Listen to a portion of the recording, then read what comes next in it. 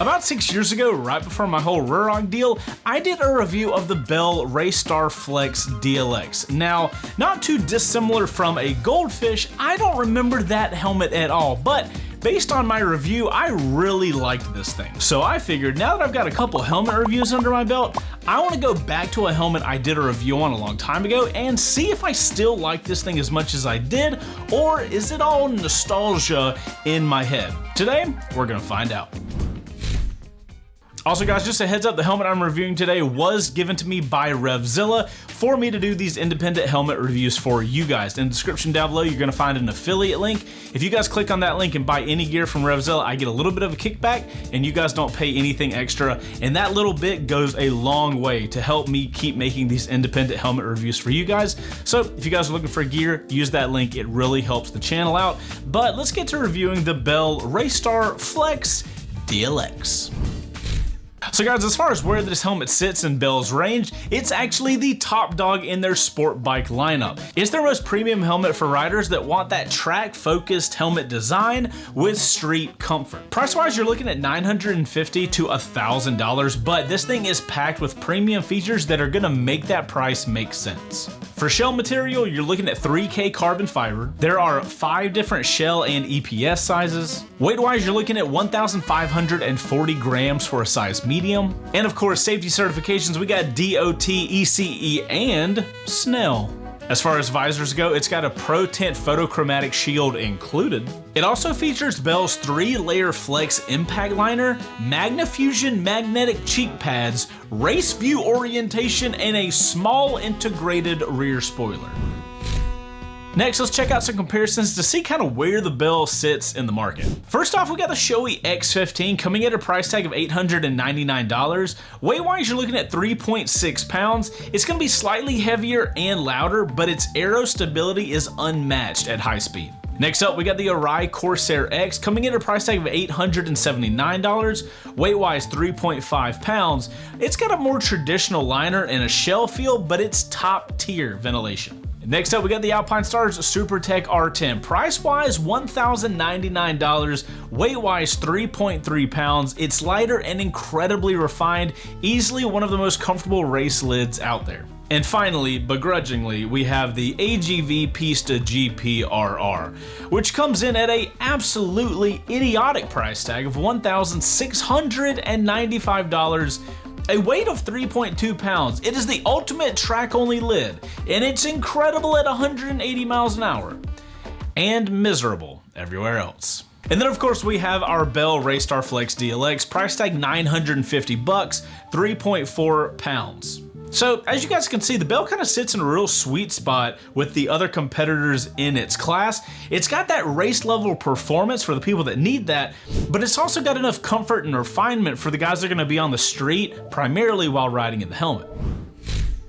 So first off, let's touch on fit and comfort, and this is where I absolutely fell in love with this helmet from the moment I put the helmet on. One, I really love the material on the outside of the cheek pads. The cheek pads themselves also have a really nice soft touch to them, but they also feel firm once you put the helmet on. And I think that's because of dual density foam going on inside of the cheek pads all around your head. It feels really nice, and Bell claims to use some sort of jade infused material. It sounds super gimmicky, and I honestly just thought it was a gimmick type thing. It's like something to add a dot on the features of the helmet. But when you put this helmet on and you ride around in this helmet, there is something going on that makes the helmet feel fresh and cool, if that makes sense. I don't know if that's the jade stuff. I'm not a geologist. That joke actually makes sense. Regardless, I really love the material of the inside. I love the way it makes me feel. And one of the things I love the most about the entire helmet is the inside padding is all held in with magnets. I know it sounds crazy and it doesn't sound like it would be that secure, but when you put the helmet on, it feels like a regular helmet. You would not know anything different.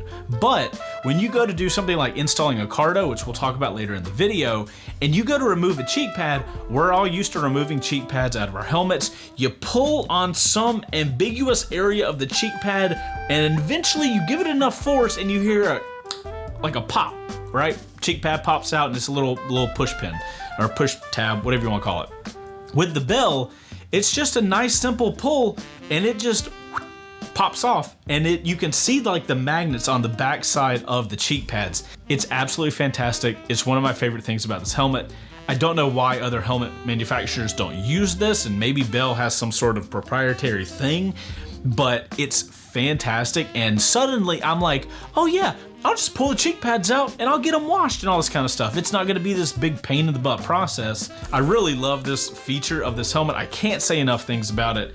It is my absolute favorite, and magnets in general are fantastic. So touching on fitment real quick, this helmet is an intermediate oval head shape, and one of the things I noticed when I first put the helmet on and went for the first ride with it is I noticed a little bit of a pressure point in the back of my head. Now, I was out riding for about 30 minutes to an hour, and I noticed that pressure point after about maybe 15 to 20 minutes. That ride wasn't really that long, and the next time I put the helmet on was about a week later, and I didn't have that pressure point anymore. So just expect a little bit of a break-in time. So if you get this helmet and you go for the ride and you have some pressure points, maybe just like put the helmet down, go for a ride the next day and see if it's broken in a little bit, because at least for me, it needed a little bit of breaking in. But after that break-in period, I think this helmet fits fantastic. It's a little firmer on your face, but it's exactly what I want. It feels soft to your face, but it holds you really tight, which it is a race-focused helmet. It should hold your head pretty tightly, but I really love the fitment of this helmet, at least on my head. Next up, we have wind and stability, and for a race-focused helmet, it performs exactly as you guys would expect. When you have like highway level winds coming at you, the helmet is very stable, I guess thanks to that little spoiler, but the Bell also does a really good job of being a very simple design, so there's not a lot of areas where wind can kind of grab and wiggle your head around. Now, I will say this helmet is not on the level of something like the KX1 from KYT or from the Pista. Both of those helmets, when you have them on, it feels like nothing is on your head. This is definitely not that level, but it feels very stable in wind, and I'm not having any bobbling or anything like that, so I think it's a pretty solid helmet. It's just not that pure crazy race focused. It seems more road focused on the road than the race focused stuff. Next up, let's move on to the visor system, and this is one of the places I was shocked when I first wore this helmet. So as you guys can see on my helmet, I've got the mirrored visor, but this helmet actually comes with a Pro Tint photochromatic visor. Long scientific name, all that means is in the dark, it's clear, and in the sun, it will actually become a tinted visor. So it's kind of the one visor that you need to do it all, which is a fantastic road visor. And if you guys have never tried that out, I highly recommend it. I think it's a really cool technology. I really like mirrored visors, and I'm always riding during the daytime, the 99% of the time. So I went with a mirrored visor on mine, and I've been super happy with it. As far as the visor taking on and off mechanism, Bell has these little push buttons to get the visors on and off, and I honestly really like that. Having the mechanism on the outside of the helmet makes it a lot easier to get your visor on and off, because you're not trying to fiddle with these little levers on the inside of the helmet. It's just a button on the outside, so it makes it a little more accessible to get the visor on and off, and it's a pretty simple system, at least in my opinion. Now, as far as the visor detents, this is where I wish Bell gave us a little more customization. So you only have 3 positions that the visor can go. You can be cracked, you can be fully open, and you can be fully closed. There's no kind of middle ground for the visor to stop at. It just goes from cracked to fully open. So is that the locations I'm using 99% of the time? Yes. But there are times where I kind of have sunglasses on and I kind of want to just have my visor right above my eye line. And it sucks that I can't do that, because the detents are good. Like, the visor will get into that spot and lock into that spot. So I love that. But because there's no detent in that kind of middle area, there's no real option to kind of have the visor there. The wind will open it or shut it, you know, if it's kind of in a non-detented situation. That being said, the detents work really well, and like I said, for 99% of the time, the detents are exactly where I want it to be. Now, speaking of getting the visor closed, this thing has a rock solid seal. I feel like I could go scuba diving in this helmet. When you lock it down, there is no water, there is no nothing getting inside the gap of that visor, and I really like that. Another note on that closed visor situation is the Bell's visor closing mechanism is going to be very street focused. I've never had it open and it locks and secures in place, but it's not going to be one of those race focused helmets where when you close it, SuperTech R10 for example, when you close that visor, a little locking mechanism comes up and locks the helmet in place, locks the visor in place. You cannot open the visor unless you unlock that mechanism. There's not going to be anything like this on the Bell. It just has a regular kind of lock and shut, and you can just pop it open. There's no problem with that. I'm just giving you guys a heads up since this is kind of being compared to other race-focused helmets. There's no locking thing. I don't know if that's a deal breaker for some of you guys or not, but that's what we're working with. Now, as far as ventilation goes, the Bell's gonna have three main areas where it's gonna be pulling air into your helmet. It's got the top vent, it's got the brow vent, and then it has a front vent here. Overall, I think all of the vent levers are really nice. I can use them with my gloves on, which is kind of my main thing that I want out of vent levers. And I wanna be able to tell they're opened and closed while I'm riding. And I had no problem with the vents on the Bell at all.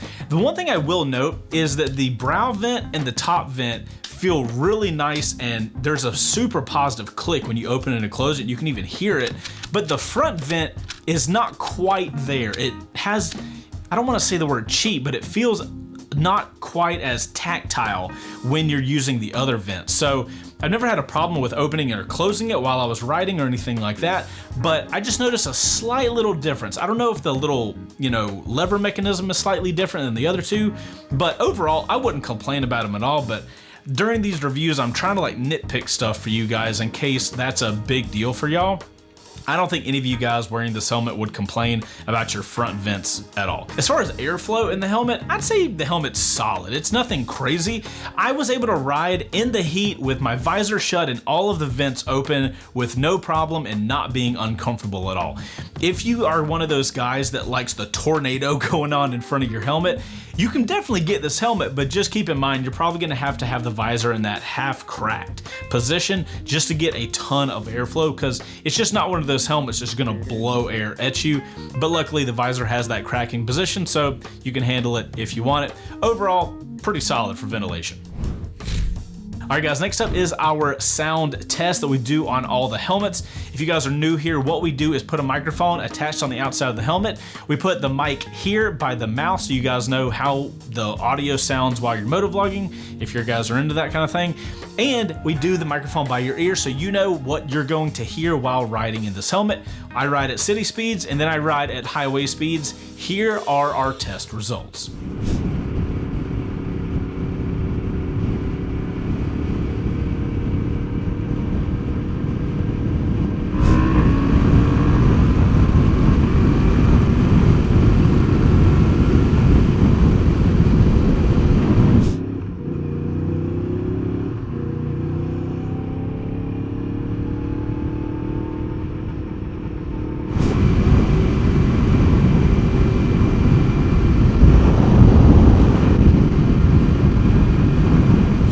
Alrighty guys, next up we have visibility. Now we already touched on how amazing the shield is that comes on this helmet. I even remember the first time I went out and rode with it, I literally was recording a video and I think I made a statement of I have to say, the visor on this new helmet is probably the most crystal clear visor I've experienced in a hot minute. My God, you can see out of it well. I feel like I can almost see better through the visor than I can without. Really love how crystal clear the visors are from Bell. That Bell is killing the visor game.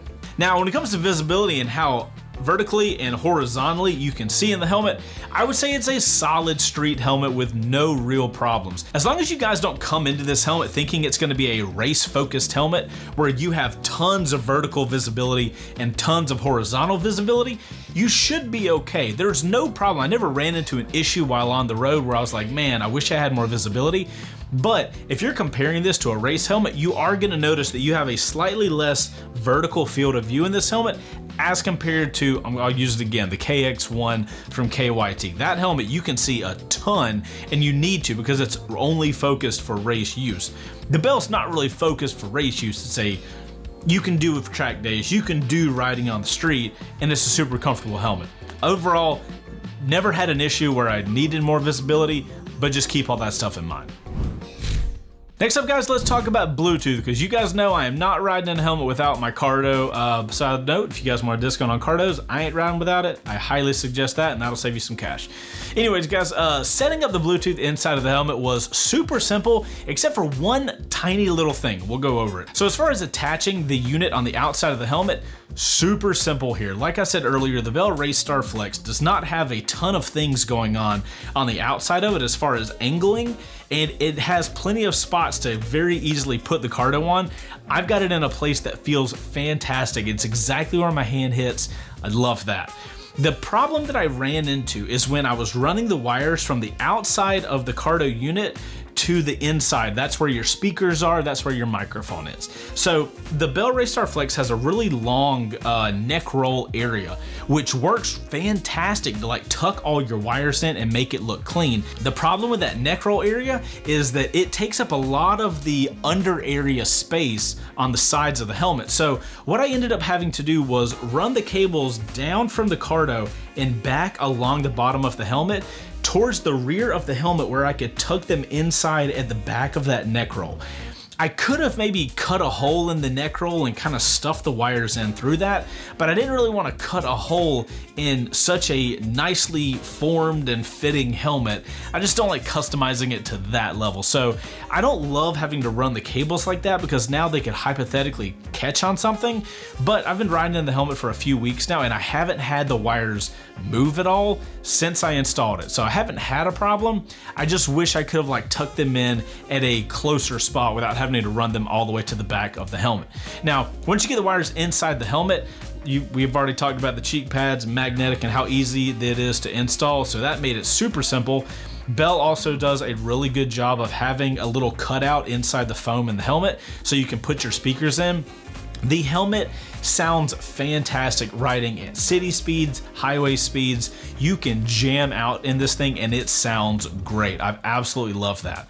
One of the things I will note, and this is going to come up in the motovlogging section as well, is the material right in front of your mouth is whatever that material is that does not like things getting stuck to it. So I don't know which Cardo you guys are using, but I always use the microphone that has that really thin little wire so I can just run it and make it look really clean, but it has to attach to some Velcro.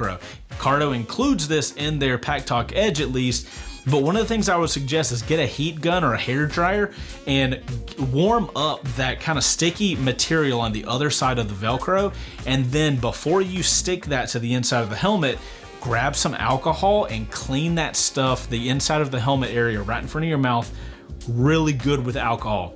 That heating, the glue, and cleaning with alcohol, that combo will get stuff to stick with no problem.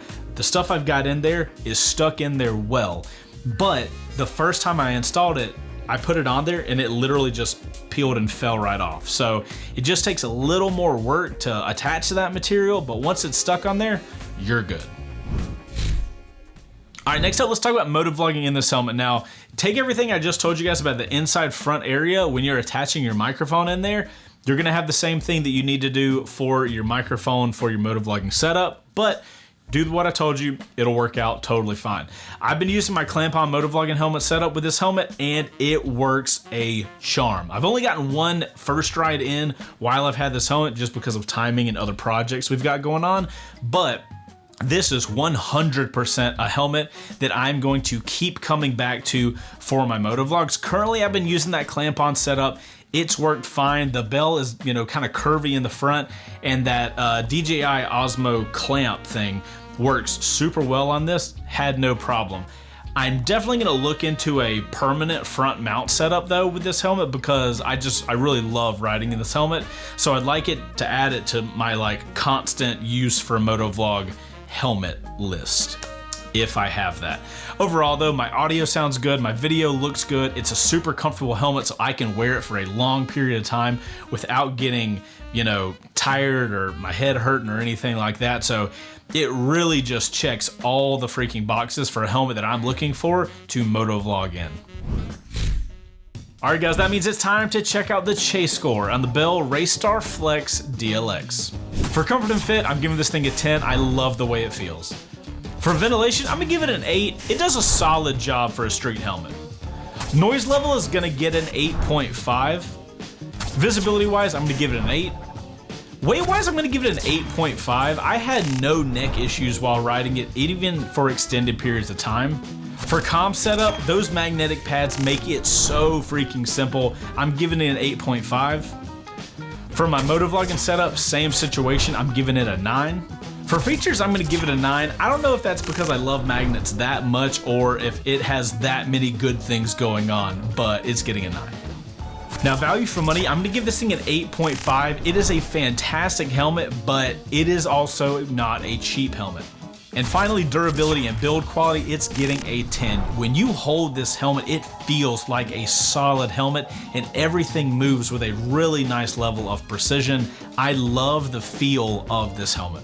And guys, that's gonna mean that the total chase score for the Bell Raystar Flex DLX is going to be an 88 out of 100. So guys, as you can see, the Bell Raystar Flex DLX checks every freaking box for me.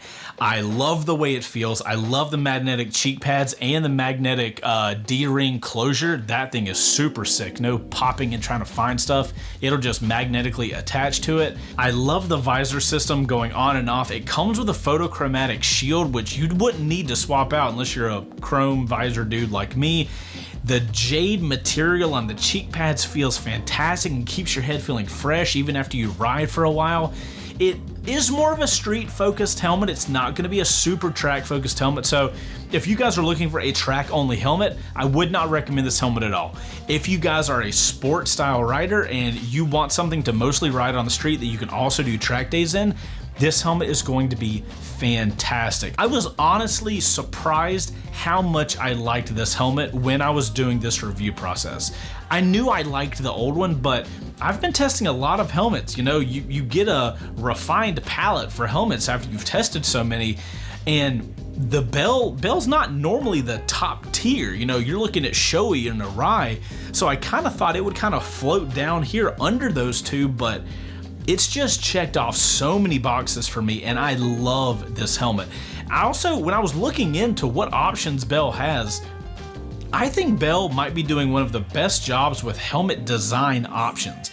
Just looking at all the other Bell Raystar Flex color models you can get, I love what they're doing. And you guys understand, this is not a paid review or anything like this. I'm just authentically really happy with this product. Anyways, guys, I think you guys get the point. I love this freaking helmet. I cannot wait to keep riding in it even after this review is totally done.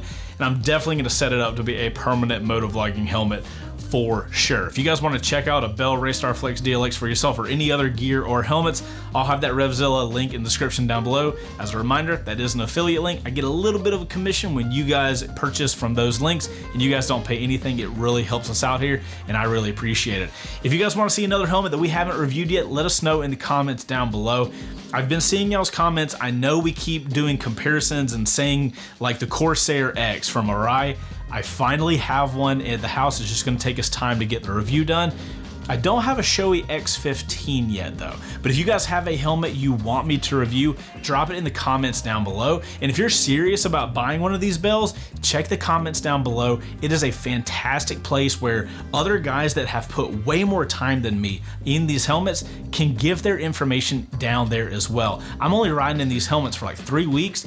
You guys that have been riding in them for a while, jump in the comments, start answering some questions. Those are some fantastic areas to have conversations about not only the gear you guys want to see, but gear that other guys are riding into. And that way we're kind of a collective information pool for people looking to get helmets. Anyways, guys, I'm Chaseontwowheels. Thank you guys so much for watching this video. I hope it was helpful, and I'll see you on the next one. Later.